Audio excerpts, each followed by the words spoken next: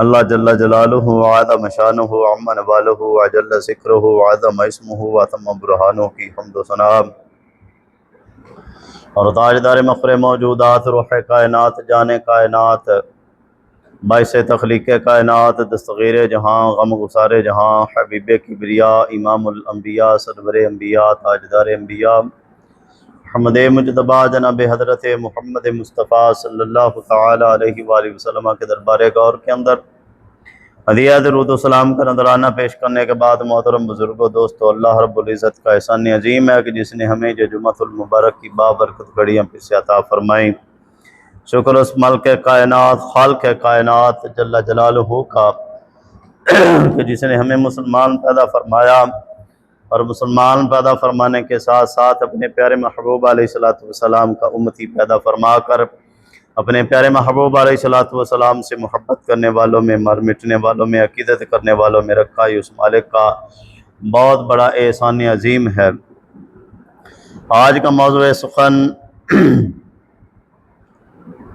مراد رسول امیر المومنین خلیفہ ثانی داماد رسول امیر المومنین جناب سیدنا عمر فاروق رضی اللہ تعالی عنہ آپ کی ذات بابرکات کے حوالے سے ہے۔ دعا کرتا ہوں کہ اللہ رب العزت مجھے حق سچ بیان کرنے اور سن کر پھر ہم سب کو اس پر عمل پیرا ہونے کی توفیق عطا فرمائے۔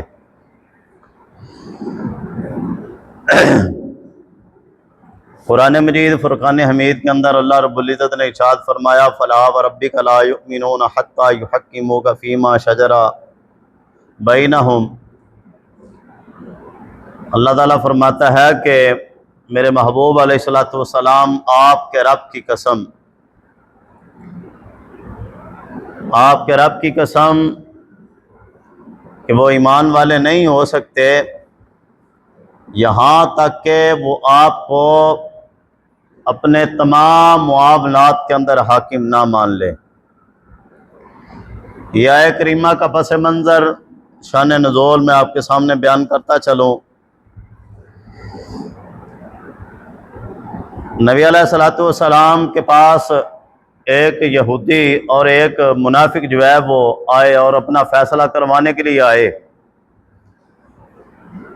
کوئی پانی کا ان کا جھگڑا تھا زمین کو سیراب کرنے کے حوالے سے۔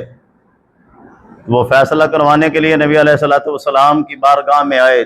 جب میرے محبوب علیہ السلام نے دونوں کی بات سنی اور بات سننے کے بعد آپ نے جو ہے وہ فیصلہ یہودی کے حق میں دیا، کیونکہ یہودی جو تھا وہ حق پہ تھا۔ تو جب اس نے جو ہے وہ منافق جو تھا اس نے دیکھا کہ فیصلہ جو ہے وہ یہودی کے حق کے اندر چلا گیا ہے، تو اس نے کہا کہ معاذ اللہ میں جو ہے وہ بظاہر کلمہ پڑھتا تھا، بظاہر وہ کلمہ پڑھتا تھا، حضور کو مانتا بھی تھا، کلمہ گو ہے، کلمہ پڑھنے والا ہے، لیکن تھا کیا؟ منافق۔ منافق کون ہوتا ہے؟ منافق وہ ہوتا ہے جو کسی حال میں بھی راضی نہیں ہوتا۔ یہ یاد رکھ لیں، منافق جو ہوتا ہے نا بندہ منافق، یہ کبھی کسی صورت میں بھی راضی نہیں ہوتا، کبھی بھی راضی نہیں ہوگا۔ چند ایک اس کی علامات ہیں۔ ایک تو جو ہے وہ بات کرے گا تو اس کو جو ہے نا پورا نہیں کرے گا، اپنے عہد کو پورا نہیں کرے گا، وعدہ پورا نہیں کرے گا۔ دوسرے نمبر پہ جھوٹ بولے گا۔ نمبر 3، جب جھگڑے پتر آئے گا تو گالم گلوچ کرے گا۔ یہ 3 نشانیاں حدیث کے مطابق نبی علیہ السلام نے منافق کی بیان فرمائی۔ اس کے علاوہ اور بھی بہت ہیں، ٹھیک ہے، لیکن جو ظاہر ہے نا، اور منافق جو ہوتا ہے نا کبھی کسی بھی صورت میں راضی نہیں ہوتا، یہ یاد رکھ لیجئے گا۔ جو مرضی آپ کر لیں، جو آپ مرضی بیان کر لیں، جو منافق بندہ ہوتا ہے نا وہ راضی نہیں ہوگا۔ اللہ اکبر۔ چھوٹی سی اس کی ایک اور مثال دیتا چلوں۔ ایک جنگ کے موقع کے اوپر جب نبی علیہ السلام نے فرمایا بھئی جنگ کے لیے ساز و سامان لاؤ، اسلام کو ضرورت پڑ گئی، اللہ کی راہ میں خرچ کرو، تو جناب حضرت سیدنا ابو بکر صدیق رضی اللہ تعالیٰ عنہ اپنا پورا جو ہے وہ سامان اٹھا کے لے گئے اور جا کے حاضر خدمت کر دیا۔ اور ایک صحابی رسول حضرت عقیل بن زید انصاری رضی اللہ تعالیٰ عنہ، آپ بڑے ظاہری بات ہے ظاہری طور کے اوپر غریب تھے۔ یہ یاد رکھے کہ کوئی بھی میرے نبی کا صحابی غریب نہیں ہے۔ ظاہراً کہ اللہ کی طرف سے جو ہے وہ ہو سکتے ہیں اسباب، لیکن کوئی بھی غریب جو ہے نا نہیں ہے صحابی کے ہم کہیں کہ وہ فلاں صحابی ایسے تھے، نہ وہ صرف دنیا داری کے لیے تھا، ہم تک دین پہنچانے کے لیے تھا، ہمیں بتلانے کے لیے، ہمارے تک پریکٹیکل کر کے پہنچانے کے لیے وہ سب کچھ تھا، اور کچھ بھی نہیں تھا۔ اچھا، وہ حضرت عقیل بن زید انصاری رضی اللہ تعالیٰ عنہ، اب گھر میں کچھ چیز ہی نہیں تھی ایسی کہ جو ہے جا کے جو ہے وہ حاضر خدمت کر دیتے۔ ایک یہودی کے پاس چلے گئے اور کہنے لگے کہ مجھ سے جو ہے نا وہ تم کوئی کام کروا لو، بدلے میں مجھے کچھ دے دینا۔ اب اس نے بھی دیکھا کہ جو ہے یہ مجبور ہے، اس کی مجبوری بن گئی ہے، تو اس نے کہا کہ چلو ایسے کرو، یہ میرا کھجوروں کا باغ ہے اور کنویں کے ساتھ جو ہے نا اس کو جو ہے نا وہ پانی لگاؤ، تو میں تمہیں اس کے بدلے میں جو ہے نا صبح 2 سیر کھجور دوں گا۔ یہاں سے ایک بات اور میں ضمناً اسی کے اندر عرض کر دوں، لوگوں کی مجبوری سے فائدہ اٹھانا یہودیوں کا کام ہے۔ سمجھا رہی بات؟ کئی لوگ ہو جاتے ہیں نا مجبور، بڑی بڑی مجبوری آن پہنچتی ہے، بندے کو مجبور ہو جاتا ہے بندہ، تو یہ مجبوری کا فائدہ اٹھانا مسلمانوں کا شیوا نہیں ہے، یہودیوں کا طریقہ کار ہے، مسلمانوں کا نہیں ہے۔ جب اس نے دیکھا اور اسے پتہ چلا کہ جو ہے اب یہ مجبور ہے، تو اس نے کہا کہ بدلے میں صرف 2 سیر کھجور، اور ہاتھ کے ساتھ پانی نکال کے کھجوروں کو لگانا ہے۔ کیوں جی؟ اور ایمان کی پاور دیکھیں اور جذبہ جو ہے نا وہ انفاق دیکھیں کہ اللہ کی راہ میں خرچ کرنے کا جذبہ کتنا ہے کہ کہیں میں پیچھے نہ رہ جاؤں۔ یہی ایک بات۔ دوسری بات میں نے پچھلے جمعے بھی بیان کیا تھا کہ جنگ جو ہے وہ غزوہ تبوک کے موقع کے اوپر جب یہودیوں کے پاس حکومت تھا تو مسلمانوں کے لیے پینے کے لیے پانی نہیں تھا، پیاس سے نڈال ہو گئے تھے، اور انہیں پتہ تھا کہ یہ کنواں خریدنا ان کی مجبوری ہے ہی ہے، اس کے بغیر ان کا گزارا نہیں ہو سکے گا، تو انہوں نے منہ مانگی قیمت مانگی تھی کہ نہ یہ دے سکیں گے اور نہ یہ کنواں خرید سکیں گے اور نہ یہ پانی پی سکیں گے۔ کیوں؟ یاد رکھیں، ہندو جو ہے نا، ہندو یہ مسلمان کے جان کا دشمن ہے، جان کا۔ یہ چاہتا ہے کہ مسلمان زندہ نہ رہے، مر جائے، ہندو جو ہے۔ لیکن یہودی اور عیسائی ایسا دشمن ہے کہ چاہتا ہے کہ مسلمان مرے نہیں، ہماری غلامی اختیار کر کے ذلت کی زندگی جیے، اپنے ایمان کا سودا کر کے جیے۔ یہ شروع سے جو ہے نا یہ یہودیوں کی یہ سازش رہی ہے۔ میرے آقا مولا صلی اللہ علیہ وآلہ وسلم کے ساتھ کئی بار انہوں نے معاہدے کیا اور بعد میں معاہدے توڑ دیے، کئی بار معاہدہ کیا اور معاہدہ کر کے توڑ دیتے تھے۔ ابھی بھی دیکھ لیں، جو ہے وہ ایران کے درمیان اور امریکہ کے درمیان اور اسرائیل کے درمیان کتنی بار وہ کہتے ہیں جی سیز فائر ہو گیا ہے، فلسطین کے ساتھ جو ہے وہ مذاکرات ہو گئے، فلاں ہو گیا، فلاں ہو گیا۔ میں نے کہا کہ ان کی چال ہے، لیکن یہ ہمارا مسلمان سمجھتا نہیں نا، چونکہ یہ سمجھتے نہیں ہے، یہ پیسے کی خاطر اپنا ایمان بھی دے آتے ہیں۔ بس پیسہ پھینکو اور پھر ان سے جو مرضی کروا لو۔ وہ کسی دانشور نے لکھا تھا کہ اگر مسلمان کا دشمن نہ ہو، مسلمان کا دشمن نہ ہو اور یہ غدار نہ ہو اور منافقانہ یہ روش پہ نہ چلے اور رویہ اختیار نہ کرے، تو انہوں نے کہا تھا کہ مسلمان پوری دنیا کے اوپر حکومت کر سکتے ہیں اگر مسلمان کا غدار نہ ہو۔ جب بھی نقصان ہوا ہے نا، جب بھی نقصان پہنچا ہے تو یہ یاد رکھیے گا کہ مسلمان نے مسلمان کی جو ہے نا غداری کر کے جو ہے نا وہ مروایا ہے۔ فرنگیوں کی اتنی جرات نہیں ہوتی تھی۔ ہماری تاریخ بڑی روشن ہے، بڑی تاریخ ہماری روشن ہے۔ ٹیپو سلطان کو کس نے مروایا تھا؟ غدار نے۔ فوج کے جرنیل نے مروایا تھا، اور کس نے مروایا تھا؟ جو سپاہ سالار تھے انہوں نے غداری کر دی، فرنگیوں کے ساتھ مل گئے، مال لے کے ان کے ساتھ ملنے کے بعد جو ہے وہ حالانکہ مسلمانوں کی تو دہشت اور وحشت اتنی ہوتی تھی۔ آپ کو پتہ ہے کہ ٹیپو سلطان جب شہید ہوئے تو آپ کے ہاتھ میں تلوار تھی، تو تلوار یوں آپ نے نا دستہ اس کا پکڑا ہوا تھا تو تلوار یوں تھی، اور شہید جب زخم کھایا تو یہ ٹیک آپ کی لگ گئی اور آپ کی کھلی تھی۔ اس کی وجہ یہ ہوتی ہے کہ جب بندہ دنیا سے رخصت ہوتا ہے نا، یہ روح پرواز کرتی ہے، سب سے لاسٹ میں آخر میں جو ہوتی ہے نا، یہ آنکھوں کی روح نکالی جاتی ہے۔ تو جب وہ فرشتہ روح لے کر جاتا ہے نا آسمان کی طرف، تو اس وقت آنکھیں اس کو دیکھ رہی ہوتی ہیں کہ یہ میری روح لے کے جا رہا ہے، تو آنکھیں آپ کی کھلی رہ گئی، شہید ہو گئے، اور تلوار جو پکڑی ہوئی ہے اور ٹیک لگا لیا۔ کافی دیر تک، کئی گھنٹوں تک جو ہے نا، وہ فرنگی ٹیپو سلطان کے قریب نہیں گئے کہ یار یہ بندہ جاگ رہا ہے، یہ زندہ ہے، اور کہیں یہ کھڑا نہ ہو جائے۔ یہ تھی کبھی مسلمانوں کی پاور۔ ہاں، لیکن آج مسلمان دیکھ لیں پھر کیا ہماری حالت ہو گئی ہے۔ اور یہ یاد رکھیں کہ یہ ہمیشہ سے ہوتا آ رہا ہے اور یہ کرتے رہیں گے، یہ کبھی باز نہیں آئیں گے۔ مسلمانوں کو دھوکہ دیں گے کہ جناب ہم دیکھیں آپ کے ساتھ مذاکرات کر رہے ہیں، پوری دنیا کو لتاڑ کے رکھ دیں گے، پورے مسلمانوں کو، عالم کفر جو ہے وہ عالم اسلام کو تباہ و برباد کر کے رکھ دے گا۔ لیکن جب مسلمان آگے سے سار اٹھائیں گے نا، تو اس وقت وہ بھاگتے ہوئے آئیں گے، نہیں نہیں نہیں جناب، صلح کریں، صلح کریں، مذاکرات کریں، سیز فائی کریں، مذاکرات کریں۔ دیکھو جی بڑا ایسے ہو گیا جی، ہم ایسے ہیں۔ ہاں، یہ منافقوں کی اور یہودیوں کی یہ چال ہے جو شروع سے یہ چلتے آ رہے ہیں۔ اچھا، وہ صاحب رسول صلی اللہ علیہ وآلہ وسلم حضرت عقیل بن زید انصاری ساری رات کنواں چلایا جی یہودی کا، ساری رات کنواں چلایا، اور کنواں چلانے کے بعد جو ہے نا، صبح اس نے 2 سیر کھجور آپ کو دی۔ ایک سیر کھجور لے کے نبی علیہ السلام کی بارگاہ میں حاضر خدمت کر دی، اور دوسرا جو ہے نا اپنے گھر والوں کے لیے ایک سیر کھجور جو ہے نا وہ رکھی، اور لا کے خدمت کر کے رکھ دیا، یا رسول اللہ صلی اللہ علیہ وسلم، حضرت عمر کی طرح آدھا مال نہیں، عثمان کی طرح 1000 گھوڑے 1000 اونٹ نہیں ہے، اتنا مال نہیں ہے، ابو بکر صدیق کی طرح سارا مال نہیں ہے، غریب ہوں۔ ساری رات یہودی کا جو ہے نا وہ کنواں چلایا ہے ساری رات، اور بدلے میں یہ کھجور ملی ہے، ایک سیر گھر والوں کو دی، ایک سیر آپ کی خدمت میں لا کے میں نے پیش کر دی ہے۔ تو جب دیانت بن محبوب علیہ السلام نے فرمایا یہ کھجور پکڑو اور سارے مال کے اوپر رکھو، سارے مال۔ اب جو منافق تھے، بعد میں کر رہا تھا منافق کی، اور منافق کے حوالے سے یہ بات کی، منافق جو ہوتا ہے نا، جب انہوں نے منافقین نے دیکھا کہ جناب حضرت عمر نے آدھا مال لا دیا، حضرت صدیق اکبر نے سارا مال لا دیا، اور حضرت عقیل بن زید انصاری نے جو ہے وہ 1.25 کھجور ایک سیر لا کے دے دی، وہ پتا کیا کہنے لگے منافق؟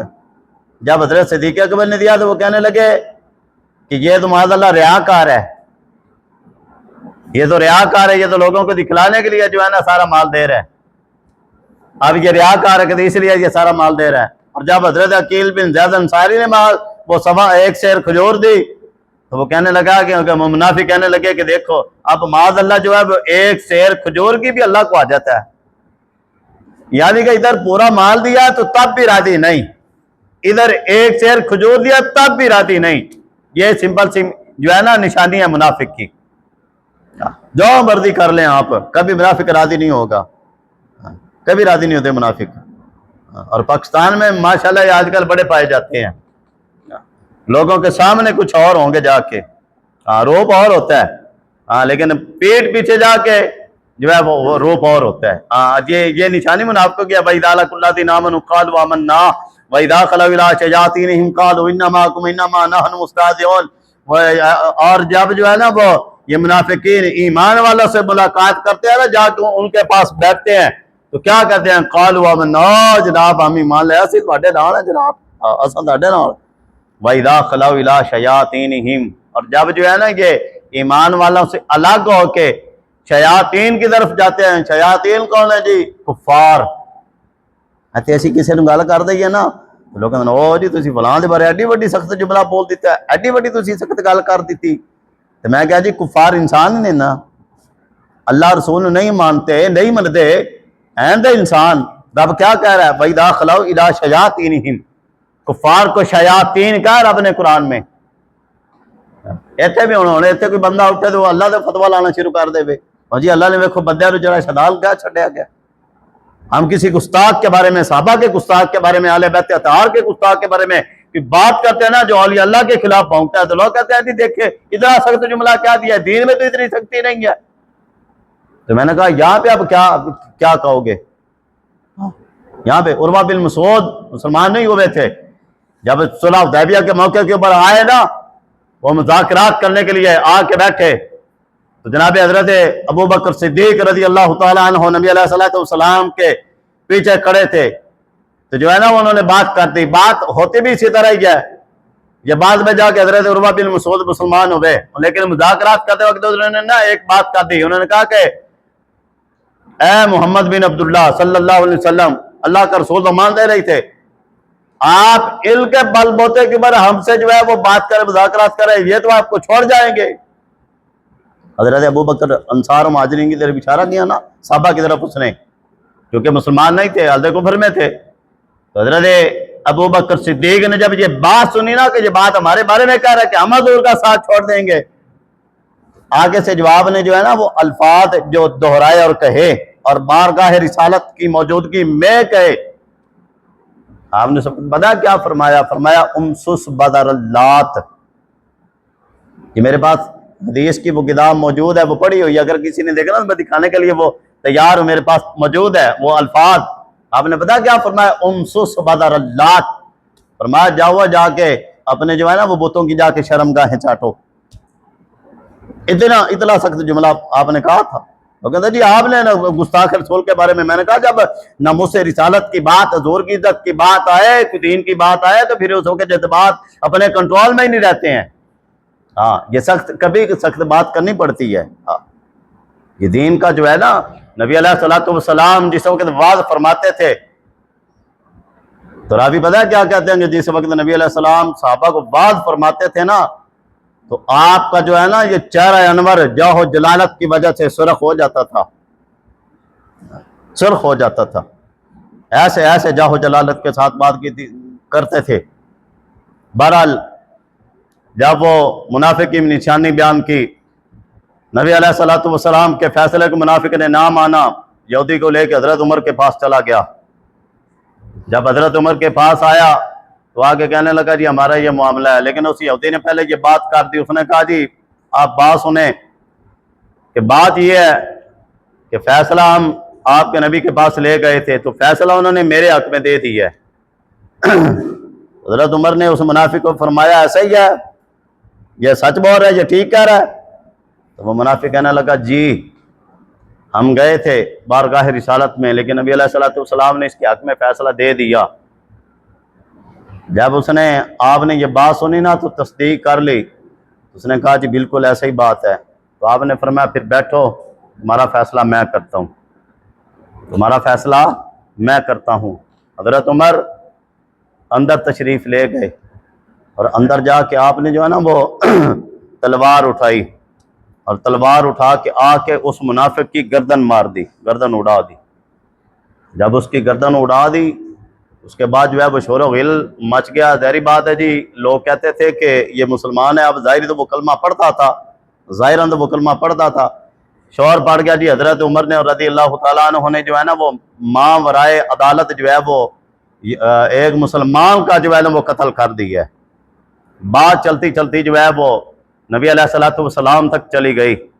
جب حضرت عمر فاروق کو بھی پتہ چل گیا کہ میرے خلاف یہ سارے جو ہیں جتنے منافقین یہ کھڑے ہو گئے ہیں، تو بارگاہ رسالت تک بات گئی، تو میرے آقا مولا صلی اللہ علیہ وسلم نے حضرت عمر کو طلب فرما لیا، فرمایا عمر کو بلاؤ۔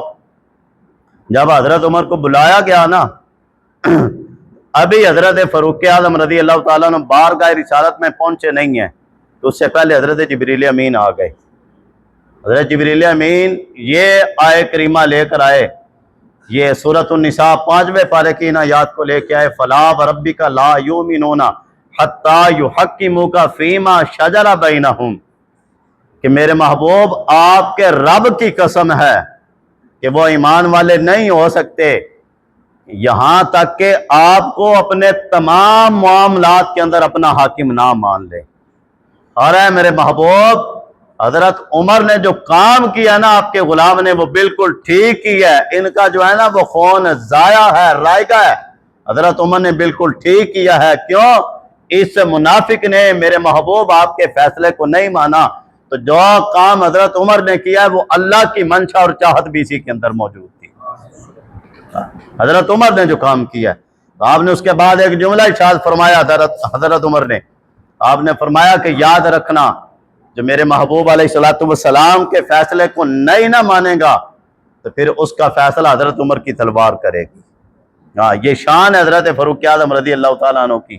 آپ مراد رسول ہے، ہاں، جن کو مان کے میرے محبوب علیہ السلام نے لیا تھا اور دعا کی تھی کہ اے اللہ، یا تو عمر بن خطاب کے ذریعے یا پھر جو ہے نا ابو جال کے ذریعے سے، ان کے ذریعے سے جو ہے نا اسلام کو تقویت دے۔ لیکن حضرت عمر کے بارے میں دعا قبول ہوئی، اور حضرت عمر فاروق رضی اللہ تعالیٰ عنہ نے پھر جو اسلام کی خدمت کی، پھر بارگاہ رسالت میں آ کے مشرف با اسلام ہوئے۔ اور آپ کے بارے میں میرے محبوب علیہ السلام نے اتنی بات جو ہے نا وہ ارشاد فرمائی تھی، فرمایا کہ جس راستے سے عمر چل جاتا ہے نا، اس راستے کے اندر شیطان بھی نہیں ٹھہرتا۔ حضور کی مجلس لگی ہوئی تھی، صحابہ موجود تھے، حضور بات فرما رہے تھے تو آپ مسکرانے لگ پڑے۔ تو صحابہ نے عرض کیا، یا رسول اللہ، کوئی ظاہری ایسی بات تو نہیں ہے کہ جس کے اندر مسکرایا جائے، آپ مسکرائے کیوں؟ میں میرے محبوب نے فرمایا میں مسکرایا اس لیے کہ عمر کا گزر گلی سے ہو رہا تھا، شیطان دیوار کے اوپر بیٹھا ہوا تھا، حضرت عمر کو دیکھا تو شیطان دیوار سے نیچے گر گیا ہے۔ اور حضرت عمر کے بارے میں میرے محبوب نے فرمایا اگر میرے پاس کوئی نبی ہوتا نا تو وہ عمر ہوتے۔ اور حضرت عمر کے بارے میں میرے محبوب علیہ السلام نے فرمایا تھا کہ عمر کی زبان کے اوپر جو ہے نا سوائے حق کے کچھ بھی جاری نہیں ہوتا۔ اور کئی مقامات ایسے تھے کہ جو حضرت عمر رضی اللہ تعالیٰ عنہ کی تجویز ہوتی تھی نا کسی بھی معاملے میں، جنگ میں یا کسی اور معاملات کے اندر، تو جو حضرت عمر کی رائے ہوتی تھی اللہ تعالیٰ کی طرف سے بھی وہی حکم ہوتا تھا۔ یہ حضرت عمر تھے۔ 26 ذی الحجہ آج، اور 26 ذی الحجہ کو جناب حضرت امیر المومنین فاروق اعظم رضی اللہ تعالیٰ عنہ آپ کو جو ہے نا وہ زخمی کیا گیا تھا۔ آپ نماز کے لیے تشریف لا رہے تھے تو آپ جیسے ہی مسجد کے اندر آئے ہوئے، راوی کہتے ہیں کہ یہ پکی بات نہیں کہ آپ نے نماز کے لیے ہاتھ یہاں تک اٹھائے یا بھی ہاتھ نہیں اٹھائے تھے تو اس نے آپ کے اوپر حملہ کر دیا۔ وہ زہر آلود خنجر تھا، جو ہے نا وہ مجوسی ابو اللولو تھا، اس نے آپ کے اوپر حملہ کیا خنجر کے ساتھ، تو آپ کو جو ہے نا وہ آپ کافی زخمی ہو گئے۔ اچھا، یہاں پہ ایک اور بات میں ضمن عرض کرتا چلوں، اتنا بڑا اسلام کا کام کرنے والی شخصیت جناب حضرت عمر، اور اتنا بڑا نقصان ہونے جا رہا ہے اسلام کا، ٹھیک ہے، کہ جب آپ کو خنجر لگا نا آپ زخمی ہو گئے، آپ گر گئے، نماز کا ٹائم تھا، ظاہری بات ہے جماعت کا ٹائم تھا، نماز کا ٹائم ہے، تو آپ کو زخمی حالت میں جو ہے وہ ایک سائڈ پر رکھا گیا، تو سارے جو لوگ موجود تھے وہاں صحابہ انہوں نے چاہا کہ آپ کو جو ہے نا وہ مرہم پٹی کرواتے ہیں، تو آپ نے اس موقع کے اوپر پتہ ہے کیا فرمایا؟ آپ نے فرمایا مجھے چھوڑو، پہلے نماز ادا کرو۔ ہاں، فرمایا کہ پہلے نماز ادا کرو، ہاں، کہ اللہ کا حکم ہے۔ یہ جو بندہ نماز کے اندر جو سستی کرتے ہیں نا، جو نماز نہیں پڑھتے، یہ صرف بات سمجھنے کے لیے ان کے لیے یہ ایک بات ہی کافی ہے کہ اسلام کا اتنا بڑا نقصان ہو رہا ہے، اور اسلام اس کی اجازت بھی دیتا ہے کہ اگر کوئی ایسی صورتحال ہے، کوئی ایسی وجہ بن گئی ہے، مجبوری ہے، ایمرجنسی ہے، تو آپ نماز کو تھوڑا تاخیر کر سکتے ہیں، جماعت کو آپ ترک کر سکتے ہیں، کئی ایسے مقامات ہیں، ٹھیک ہے، لیکن دیکھیں کہ اتنا بڑا، لیکن آپ نے فرمایا کہ نہیں، پہلے اللہ کا جو حکم ہے نا نماز اس کو ادا کرو۔ ہاں، اس سے یہ ثابت ہوتا ہے کہ نماز کی کتنی بڑی فضیلت تھی، اور باجماعت نماز کی کتنی بڑی فضیلت تھی کہ اسلام کا اتنا بڑا نقصان ہونے جا رہا تھا، اپنی جان کو فوقیت نہیں دی بلکہ پہلے اللہ کے حکم کو ترجیح دی کہ جا کے پہلے نماز ادا کرو۔ ہاں، اللہ تعالی ہمیں عمل کی توفیق عطا فرمائے۔ وما علیہ الا البلاغ المبین، سنتے ادا کرنے